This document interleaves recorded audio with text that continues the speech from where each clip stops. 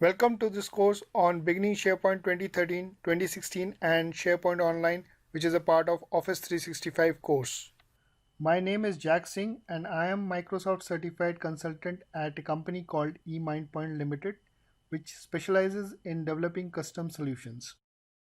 I'm really excited at this opportunity to walk you through the key concept and features that you need to know to build SharePoint business application.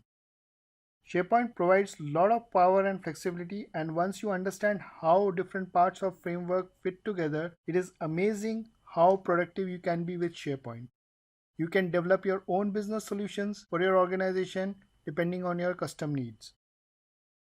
Throughout this course, I'll be providing a step-by-step look at different components and parts of SharePoint framework so that by the time you are done with this course, you have a thorough understanding of how everything fits together and be able to develop custom SharePoint solution depending on your business requirement.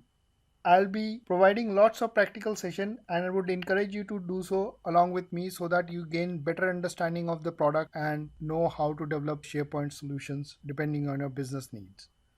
So let's go and jump into the course outline next.